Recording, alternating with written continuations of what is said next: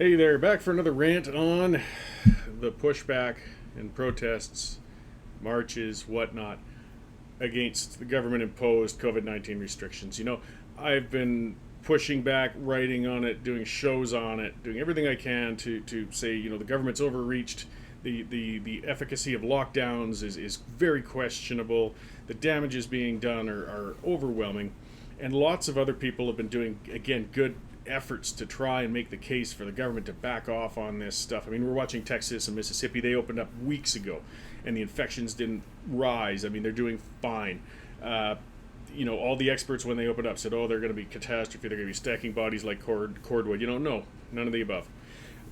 And we can make those cases, and we can push back. And we're seeing that with the specials the Western Standard's been doing with Danielle Smith speaking to doctors. All the doctors say who signed the Barrington Declaration on these lockdowns. Like, people say, "Oh, you're not a doctor." Well, lots of doctors out there do question this stuff. And they are making a rational case against these restrictions and lockdowns.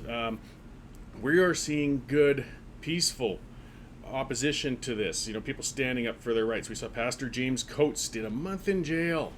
A month. And again, Daniel interviewed Pastor Coates. He interviewed his wife, Erin Coates. Tucker Carlson interviewed Erin Coates. Because these were people peacefully, rationally standing up for their free religion, making a point. And guess what? Coates got released. I mean, yeah, he sacrificed a lot. A month in jail. Geez. And they dropped pretty much all of the charges, gave him a $1,500 fine. He held services this weekend. He's carrying on. He refused to back down. But he did it, unlike, somebody who's making a viral news thing right now, crazy Artur Pawlowski. And he is crazy. And he is extreme. Now, he has a right to hold his church services. I don't deny that. And I do respect the fact that he's not backing down as well. But when he's screaming like a gibbering idiot, calling people Nazis and Gestapo, and then he goes out and tiki torch marches, which I'll go into, he's not doing anybody any favors. This can be done calmly, rationally, without looking like a nutter. But the nutters are dominating the discourse in the public sphere still right now, particularly in the public demonstrations, and it's frustrating me. I've wanted these demonstrations to do well. As I said, restaurants pushed back as well. We saw up in Mirror, Alberta and Bashaw, these restaurants opened up in defiance of government orders. They pushed back.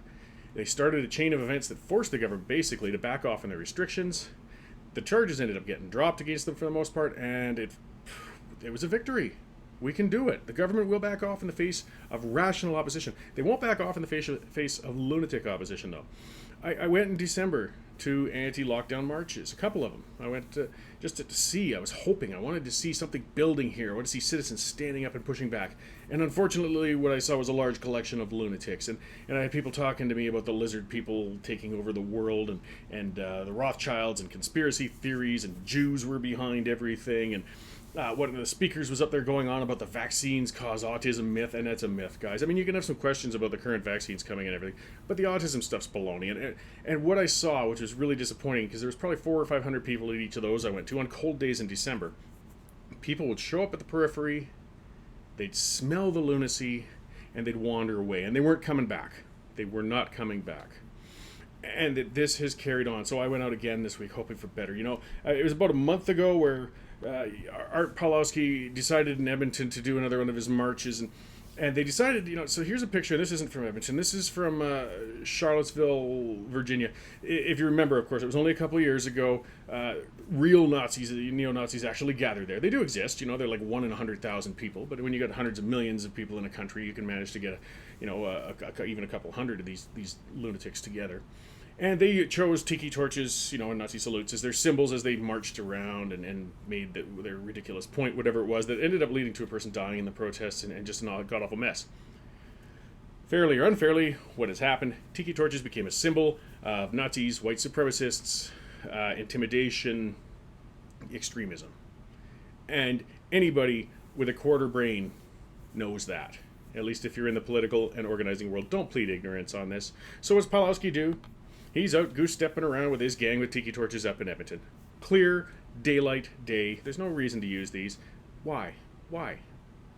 And so, of course, people are going to join that. You look like a bunch of friggin' nuts. And extreme nuts at that. They don't want to be associated with that. They don't want to be seen with that. Don't make excuses for this guy, all right? He's doing damage. He's not helping anything. And this is why these demonstrations are failing, and they're failing badly. At least in Calgary. Hopefully in other areas they're getting bigger and they're doing better, but not in Calgary and in Alberta, because the lunatics are at the head of the line, and rational, sane people want no part in it. They will not take part in it. I went yesterday to Calgary. There was a rally scheduled at Princess Island downtown at the bandstand. I thought, what the heck? Maybe it's taking off finally. It's getting there. I mean, people are getting really tired. They're ready to push back. They're ready to question these things. Maybe it's getting better. It was a nice day. I showed up with my son down there. There's maybe 200 people, maybe.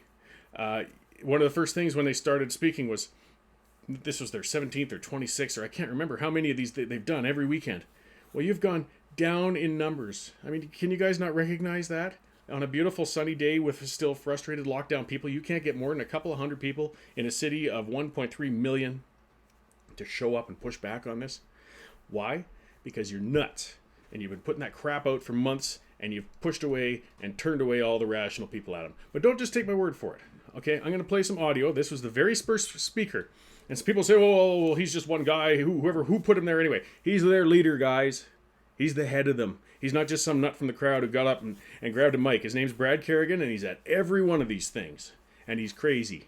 And as long as he's heading this stuff up, it's not going anywhere. But here, give this a listen for yourself, and let's talk about it. It's about 2.5 minutes. Chemtrails with fibers. I have a relative who's got it all coming out of their skin, these Morgellons. It's disgusting. And they're spraying. And if anybody here doesn't know anything about it, research. Morgellons, chemtrails. Because all of this is chemtrails. When did you see a nice blue sky?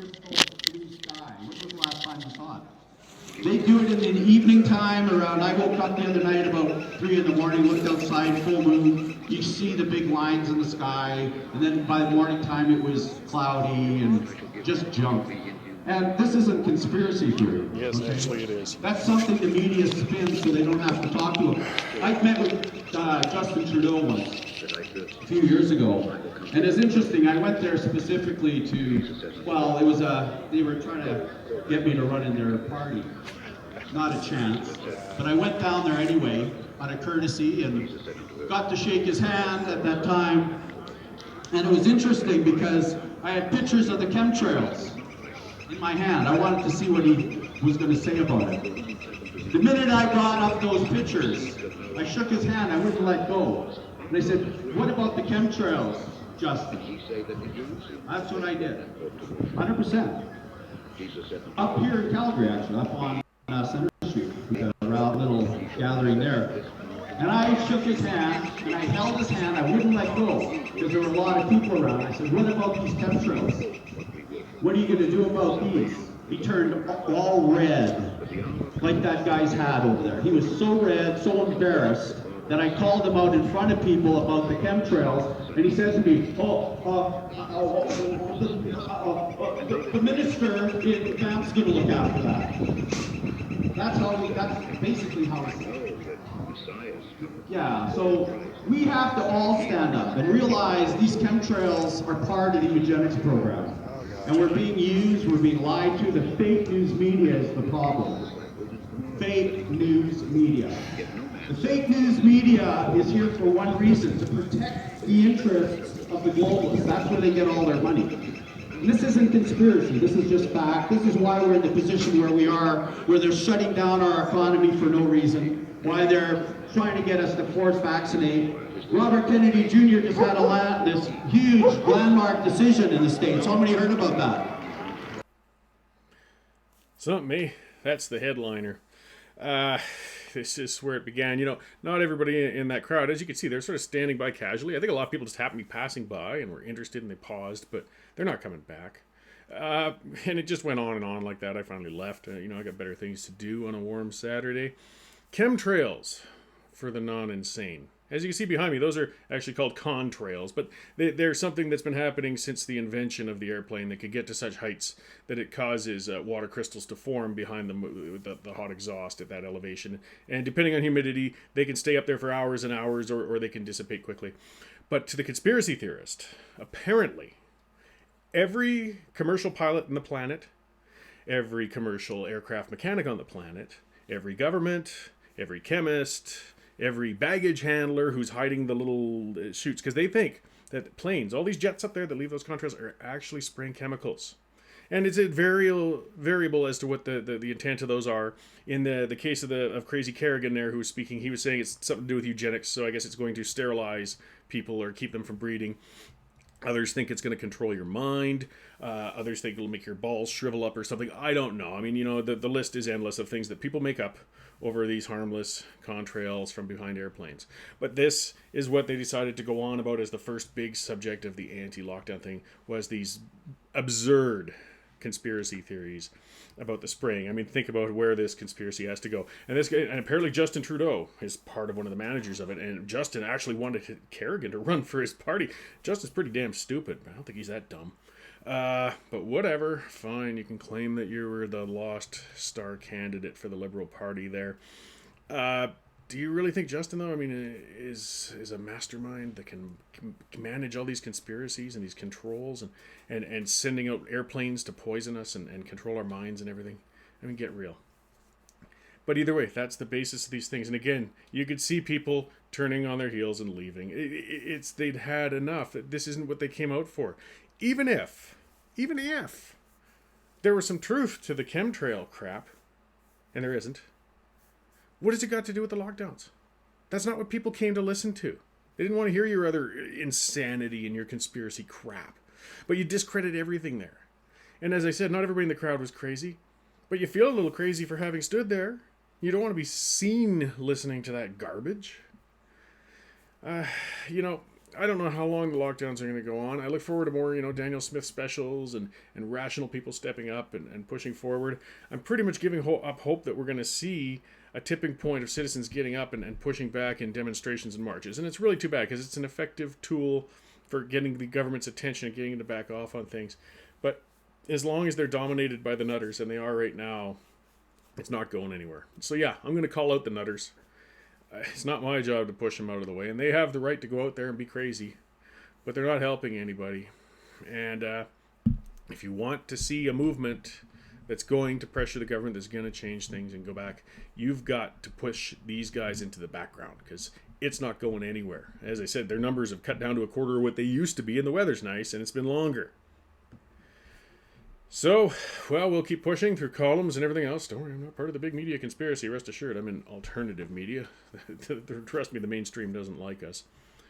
But there's not going to be any demonstrations changing anything anytime soon. And Artur Pawlowski, again, he's been getting viral lately with a video where he had every right to hold his church services. That's fine. And get angry with it. You might have seen those videos with the police and Alberta Health Services showing up, and he hollered at them and he chased them out of his church. That's fine. But then he goes off about their Gestapo and their Nazis and all that crap, and then we get to see Crazy Artur coming out again. No, it's not that, Pawlowski. It's not. And you guys, again, don't do any favors. You're not a hero. You're a lunatic. You have the right to be a lunatic, and you have the right to have your loony church.